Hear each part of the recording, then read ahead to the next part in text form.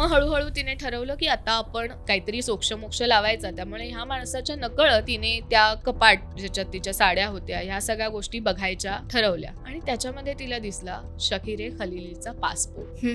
जी बाई अलेजेडली लंडनला गेलेली आहे तिचा पासपोर्ट बँगलोरच्या घरात कसा काय हे प्रश्न तिने श्रद्धानंदांना विचारले, पण त्याचीही तिला उडवाउडवीची उत्तरं मिळाल्यावर ती परत तो पासपोर्ट घेऊन आता अशोकनगर पोलीस स्टेशन मध्ये गेली. सुदैवाने त्या पोलिसांनी ही तक्रार सिरियसली घेतली, तक्रार नोंदवून घेतली आणि शकीरे खलिलीचा शोध घ्यायला सुरुवात केली.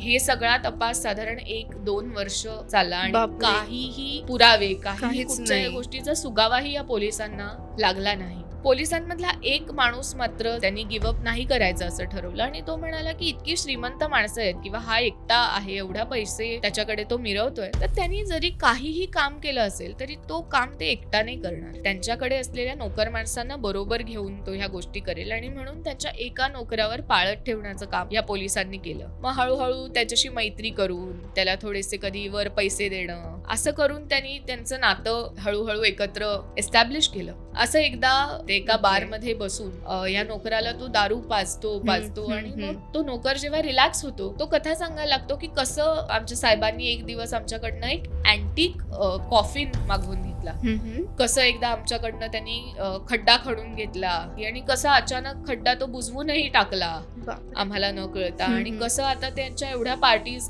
चालू असतात, आमचे मेमसाहेब कुठे नाहीयेत. पोलिसांना आता श्रद्धानंदकडनं कन्फेशन घेतात आणि तो फायनली कन्फेशन देतो की हळूहळू त्यांच्यामध्येही भांडणं व्हायला लागलेली असतात आणि त्याला ती प्रॉपर्टी त्या लाईफस्टाईलची सवयही झालेली असते. त्यामुळे हिने जर त्याला सोडलं तर सगळंच त्याच्या हातातनं निघून जाणार असतं आणि त्यामुळे चहामध्ये झोपेच्या गोळ्या मिक्स करून तो तिचा जीव घेतो. आणि ज्या ठिकाणी तो ह्या पार्टीज करत असतो, ज्या ठिकाणी हे सगळे पार्टीमध्ये नाचत असतात, त्याच्या एक्झॅक्टली खाली त्यांनी आपल्या बायकोला पुरलेलं असतं. पोलीस येतात आणि पोलीस त्यांनी सांगितल्याप्रमाणे तिकडे खोदकाम करतात. ती जी डेड बॉडी होती ती बऱ्यापैकी डिकम्पोज तर झालेलीच होती, पण ती बॉडी अशा पोझिशन मध्ये होती की त्या बॉडीने हात घट्ट क्लेंच केलेले होते गादीला, गादी पकडावी असे ते हात तिने घट्ट त्या बॉडीचे क्लेंच केलेले होते. कॉफिनच्या आतल्या बाजूनी कॉफिनला स्क्रॅचेसचे बापरे. याचा अर्थ असा की जेव्हा त्याने आपल्या बायकोला गाडलं तेव्हा ती जिवंत होती.